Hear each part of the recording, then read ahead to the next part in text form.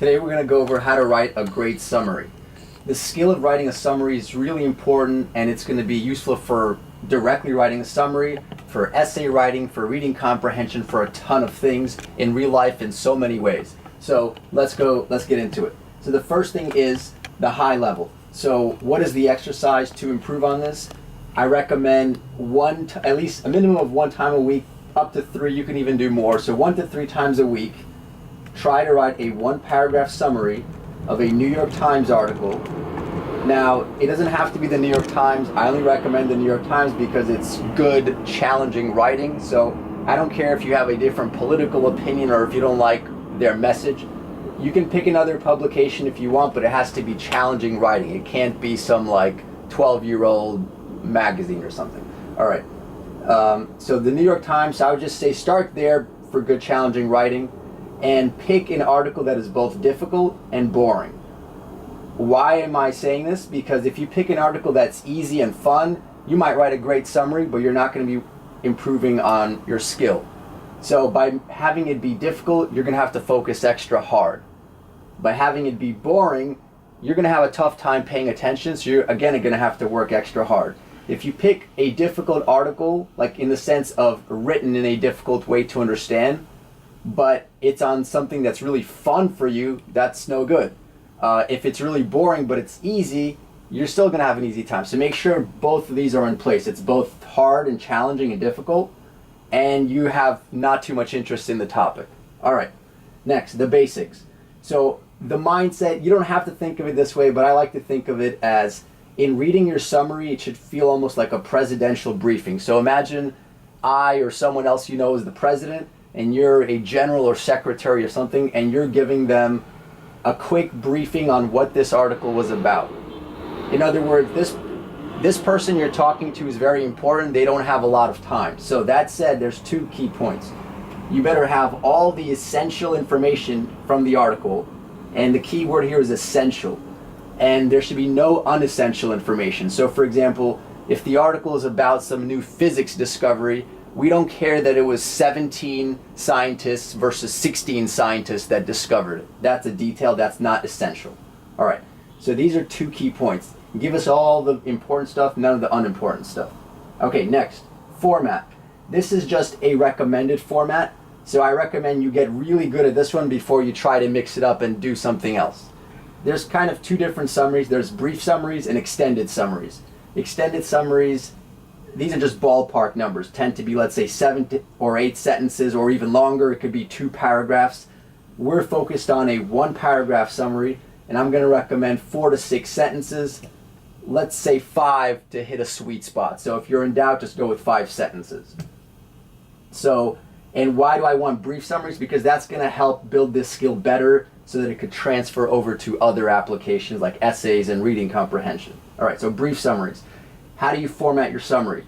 So here's sentence 1, sentences 2 through 4, and sentence 5. For sentence 1, there's many ways to do this. I'm just going to give you guys one recipe, and I recommend you master this recipe before you try it a different way. So in the first sentence, we should have the title, the author, and the main idea of the article. So for example, you'd say, I read, in quotes, How to Cook a Chicken by Bob Jones, which was about how to cook a chicken. All right, so make sure you give us the main idea.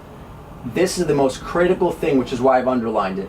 If you mess up on any of the other stuff, it's not as bad. But if you said the article was about cars and it's about chickens, you're way off. Or if you said it was about chickens, it might be too vague. So like, what about chickens? So make sure you've nailed precisely the scope of the topic.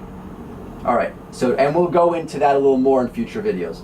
So sentences 2 through 4 are details. Oftentimes you'll hear these as the W questions, the W's. So who, what, where, when, why, how. How's not a W, but yeah, close enough. So you're telling us a little bit more about that main idea. So let's say there's a physics discovery. They discovered the electron. So who discovered it? A team of scientists. Where did they discover it? At a laboratory and blah, blah, blah. So you don't have to give us all of these, but these are some of the questions you want to think about for the details. Again, remember, for these details, give us the essential details. Don't give us details for the sake of giving us details. All right. Finally, the wrap-up. This is probably the part Well, the two most common issues people have are not writing a clear main idea and a poor wrap-up. So this is, other terms are a conclusion, a concluding sentence. So there's many techniques for how you can conclude it. I recommend the technique of why do we care? So if this was about how the electron was discovered or something, that's great and all, but tell us why should we care? Like, oh, this propels physics into some new age, golden age, or this may affect how we build satellites, whatever. Tell us why we care. So you're zooming out. Here in the details you've zoomed in, and now you're going to zoom out and bring it back to real life. Other techniques are you can end with a fun fact, you can end with a question. These are often overused, so use these sparingly. I'm just throwing these out so you have a few other ideas, and the ... just means there's other techniques. So for beginners, I recommend just practice ending on why do we care. So if this was about how to cook a chicken, you might end on saying, if you have trouble cooking a chicken and you keep burning your chicken, this will help you out. Okay, so that means that if I'm one of those people, I know to read that article, so you made it relevant for me. So make sure you do a really good job of telling us why do we care, not just what happened. All right, finally, there's two helpful concepts to help you guys improve, especially in this detail portion. So in writing the structure, which are the funnel and the bullseye. So we're going to do two separate videos on these, which will help you improve on these. But even without these, you could go ahead and get started on practicing that. Finally, a fun twist. So let's say you've been doing these you've been doing these for a few weeks. You've done like 5 or 10 of these summaries. You could pick an article and now write 4 different summaries from 4 perspectives. Write it from a perspective of a news reporter, which is like your standard summary that you've already been doing. Then write it from the perspective of a bystander. Then write it from the perspective of an alien ambassador. And then from the perspective of a central actor, meaning someone who was critically involved in the events. So the scientist that was part of the discovery, or someone that was there. Not just a bystander, but someone that was a leading character. This is probably my favorite, so have fun with the alien ambassador one. You can come up with other perspectives. These are just 4 to get you started. And I'll see you guys in the next video where we're going to go over these 2 concepts to help you on this. All right, see you guys.